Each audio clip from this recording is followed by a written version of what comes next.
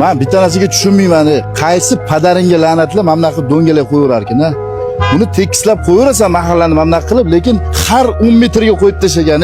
Sal farosat bormi odamlarda? Tushunmayman. Har qadamga qo'yib tashagan do'ngalakni qachongacha davom etadi bu? Noqonuniyligini bilib turib ham qo'yadi odamlar. Nima noqonuniyligi? Nimani noqonuniy qilamiz, nimani? Nima qilganingiz bu? Oling qo'lingizni. Menga qara. Sen qonunlaring deb 1 yil oldin Bolam, mana yangi to'y chaqsanga. Adam, pravam yo'qmi mama? Bos bolam bu yoqqa eshik bo'lmasin bolamchi.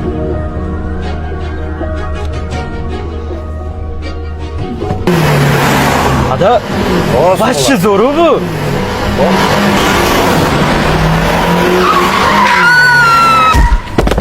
Sanlarni qonuniyni deb mana begunoh 8 yasharlik qizim nobud bo'ldi. Sanlarni qonuniyni deb. Ayni bandalik ekan. Bandalik? Boyi bolasi o'lsa aza, kambag'allikka o'lsa bandalikmi? Ha? Nimaga pravasi yo'q farzandingga mashina berasan? Ha? Nimaga aytmaysan? Mahallada sekin yurish qonun qoidalarini o'rgatmaysan? Menga kelib qonun qoidani ishlatasan. Nega? Nega jamiyatni o'zgartirmaysan? Nega? Men seni arpini qomurdimmi?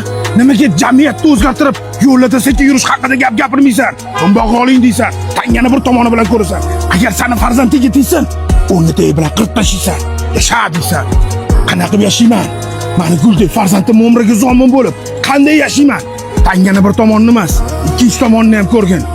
Faqat do'mboqlarni qo'yganini gapirmasdan jamiyatni o'zgartirmasang, hech narsani o'zgartira olmaysan.